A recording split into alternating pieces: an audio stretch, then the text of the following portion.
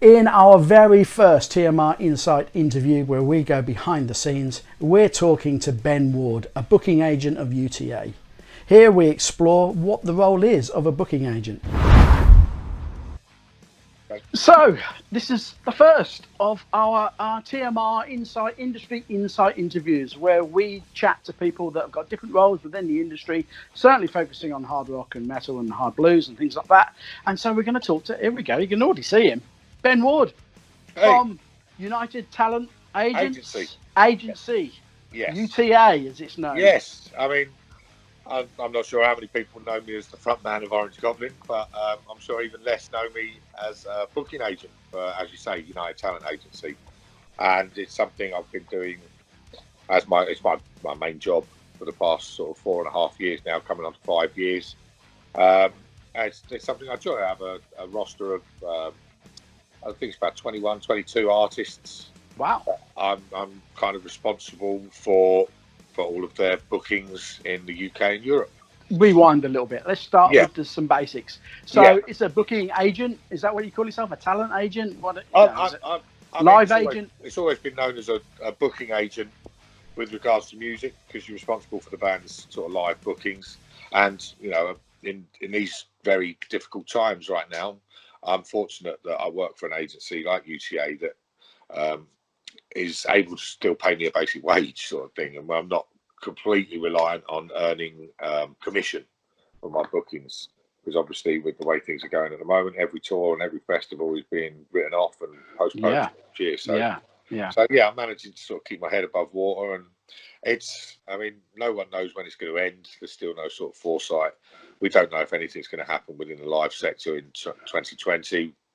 Obviously, all my clients want to be playing all these big festivals across Europe and across the world, and they've kind of prepared for that with their when they record, when they release an album, when they get a cycle.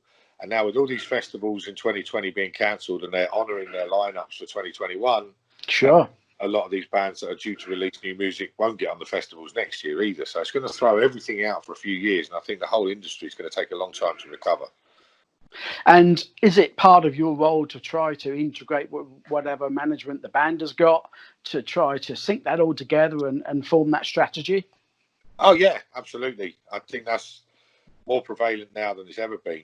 More and more artists and clients are reliant on their touring business and the possibility to sell merchandise on their said tours.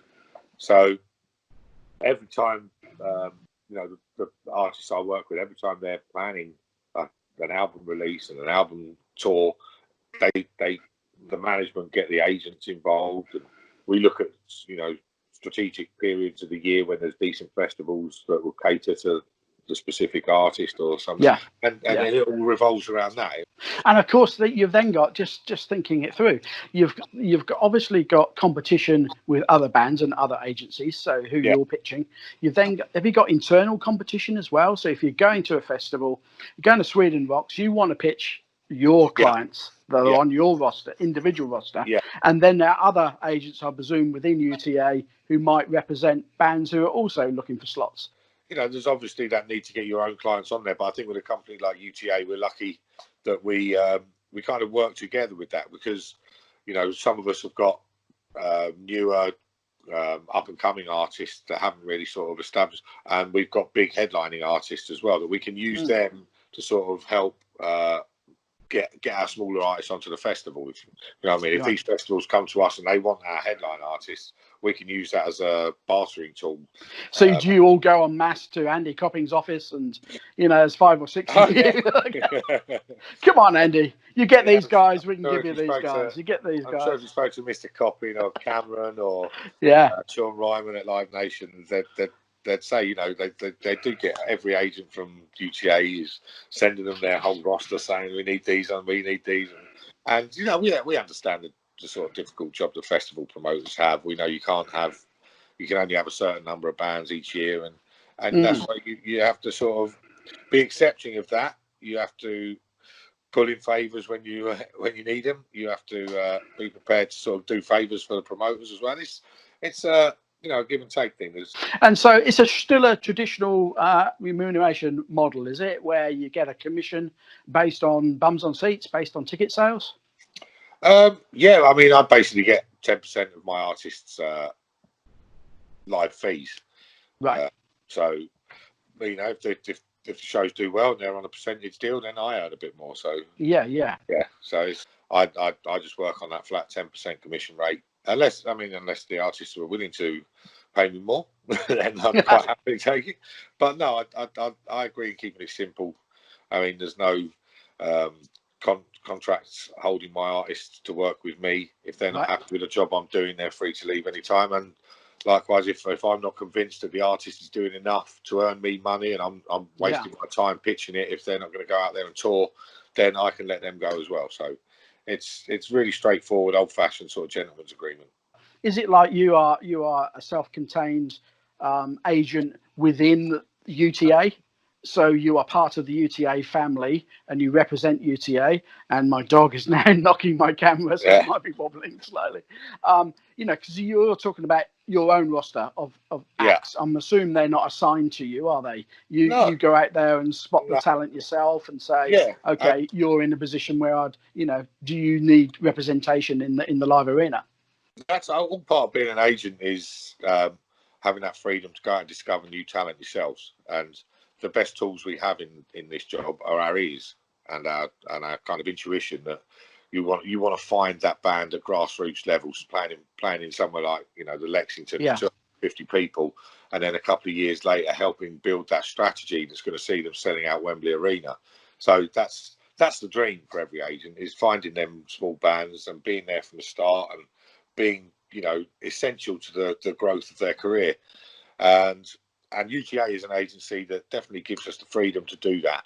We have to kind of go through a process where we discuss new signings or pursuits, but we're essentially allowed to go out there and encourage and find this talent ourselves. Oh, cool. So you say you've been doing this perhaps 4 years, 5 years? Did you do it independent or what? I started in June 2015 at what was then called the Agency Group. And I'd been there a few months. In August 2015, we was bought out by what is now United Talent Agency. So what made you want to become an agent? I don't know. I've always worked in the music industry. Obviously, first and foremost, I've had 25 years of touring the world with Orange Goblin, and within that time, not only when I've been away with the band, I've kind of always had an interest in the day-to-day runnings of things and working out where the money's gone and where it comes from and how where the money's gone. You just end a sentence there, don't you? Where's the money gone? I don't know.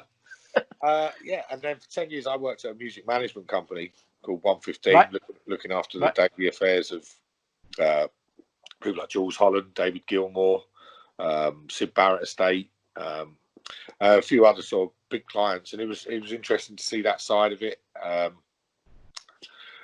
it gave me an idea of what a manager's role is, and it also helped introduce me to what an agent's role is, because obviously for those clients that we looked after, we had to deal with their agents and have meetings and things like that. And then a friend of mine, Paul Ryan, who's an agent for a long time agent at the Agency Group, and I'd known Paul since he used to play in Cradle of Filth, and then he was in a band called Blood Divine that Orange Goblin toured with many years ago. And he just mentioned to me that the Agency Group, we need someone else within our rock and metal department. He said, and with your experience of working at management and being in a band and actually playing these festivals and playing all these venues all across Europe, he said, you must know all the promoters, you must know the venues. I'm like, yeah, I do. I know how to do a settlement sheet at the end of the night and that sort of thing. And he was like, okay, we'll come in. I had a couple of interviews, and they like my enthusiasm. They like the sort of the history I've got. And I never went to university or music college or anything like that and studied to do this. It was just, I think, as I say, music is an industry where you can get on if you trust your ears, you use common sense, you do basic maths, and you're not an arsehole. So again, coming back to that agent role, you're you're reaching out to, you have an idea of putting together a tour. You've got an up and coming band in the UK or wherever it is, and you're going to book them a continental tour, and you then reach out through your knowledge and experience to promoters that you think would be interested having a slice of that tour and putting on a show. Yeah. Is that essentially it? Is that you having a big database of promoters and knowing what they're into and what they're after and what they would enjoy? I think so. There's maybe a little bit of simplifying politics involved. Right. It's maybe a little bit of politics involved, because you can work with a certain promoter in a certain territory and they would kind of expect to do all of your artists. And, if it's the right promoter for the right artist, then yeah, fair enough. But sometimes, the client dictates who you feel would do the best job everywhere. So, so it varies. And essentially, as an agent, we're entrepreneurs. We're salesmen, basically. We're going to these festivals trying to sell our products and tell them, if you want to sell tickets for your festival, this is the band you want, this is the artist you want. Yeah, so I get inundated with demos and things like that, and managers contacting me every day, just sending me their artists. And unless it's something really special that grabs my attention and has been making waves and I've heard the name, then you have to kind of, like I say, weigh up these things. Like, can I spend that much time trying to build something where there's obviously nothing really going to take off there, or do I take a plunge in because you have that faith that in a couple of years' time their name's going to be in lights? Yeah, and it's just down to the feel in the water, the feel in the bones, is it, as to whether you think that works or not. Exactly, yeah. And I'm sure there's many agents out there that have been, had the opportunity to sign bands like Oasis before they did finally make it. Or, or everybody has those I sent a stories. demo by Slipknot in the early days and said, "Nah, do you know what? I don't think that's going to go anywhere." And now they're sitting there going, "Bollocks." Great, Ben. Thanks for your time, buddy. No really problem, good to mate. talk to you. Pleasure. Thanks for your time, and we'll catch you again soon. Yeah. Cheers. Cheers. Mate. See ya. Bye bye.